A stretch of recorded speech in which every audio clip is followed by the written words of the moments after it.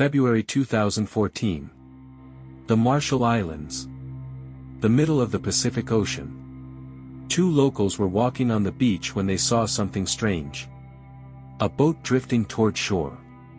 And a man climbing out of it. But this man was not normal. His hair fell below his shoulders. His beard reached his chest. He was so thin he looked like a skeleton. His eyes were sunken deep into his skull.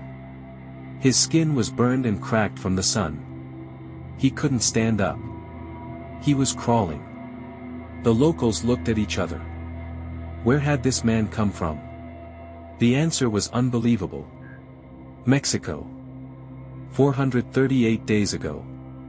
November 2012. A small fishing village in Mexico. José Salvador Alvarenga was 37 years old. He had spent his entire life on the ocean. Fishing wasn't just a job for him. It was his life. That day he did what he always did. He got on his boat. He had a young assistant with him. Ezequiel Cordoba. 17 years old. It was his first long sea voyage. The plan was simple. Go 50 miles offshore.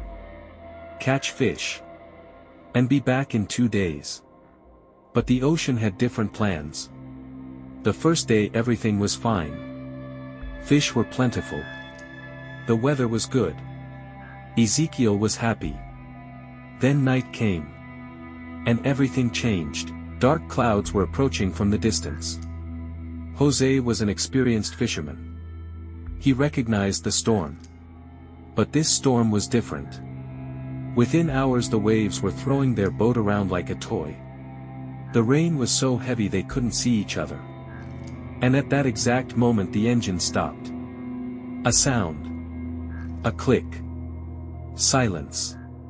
José tried to restart the engine. Nothing. He tried again. Nothing. He turned on the radio. Sent a signal. Nobody answered. Now there were two men. In the middle of the open ocean. On a boat with a broken engine, and with every passing minute they were drifting further and further from shore. When morning came there was no land. Just water in every direction. José tried to stay calm. Ezequiel was scared. José made him a promise. They would be rescued. Someone would come looking for them. But days passed. Nobody came. A week later the Mexican Coast Guard stopped the search and rescue operation. 2 fishermen had been declared dead. Their families were mourning. José and Ezequiel didn't know this. They were still waiting. The food they brought ran out in the first week. Now they had to do everything themselves just to survive. José tried catching fish with his bare hands. At first it was very hard. But hunger teaches you everything. As days passed he got better. They ate the fish raw. Every day. Thirst was an even bigger problem. When it rained every container on the boat filled up. When there was no rain they caught sea turtles and drank their blood. Is that disgusting? Yes. But is dying better? No. It was near the end of the second month. Ezequiel had changed. He wasn't eating anymore. José tried to force him. He begged. He brought fish. Ezequiel refused. The young man had given up. He had lost hope. José sat next to him every night. He talked. He told jokes. He talked about the old days. But nothing worked. One morning Ezequiel was gone. José could never fully describe that morning. He only said this. I lost my best friend. The ocean took him. And I was left alone on the boat. Now José was completely alone.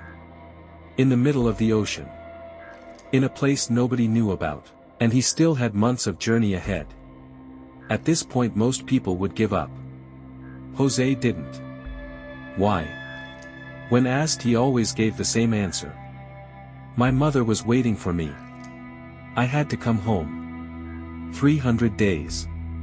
Completely alone. In the middle of the ocean.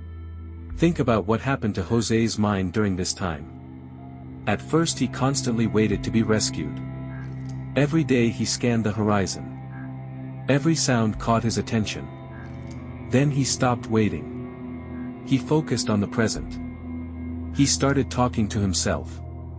Out loud. For long periods. As if someone was there with him. He talked to God. He thought about his mother. He remembered his childhood. He looked at the stars. He spent every night counting them. Sometimes he would see ships in the distance. He would wave. He would shout. None of them stopped. Once a large ship passed very close by. He could even see the deck. He shouted. He thrashed. The ship passed by. That night José didn't sleep at all. He just stared into the darkness. But when morning came he got up. And survived one more day. January 30th, 2014. Day 438. When José woke up that morning he scanned the horizon like every day. And he saw something. In the distance, very far away. Something green. Land. At first he couldn't believe his eyes. How many times had he imagined this? How many times had what he thought was land turned out to be clouds? But this time it was different. As he got closer it became clearer. It was real. José described that moment like this. I cried. I cried so much. I hadn't cried in 438 days. That day I couldn't stop myself. When he approached the shore he couldn't stand up.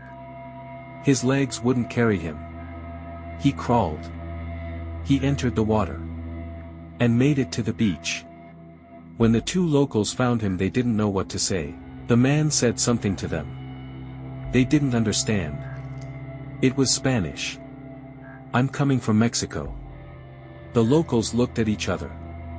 Mexico was on the other side of the Pacific.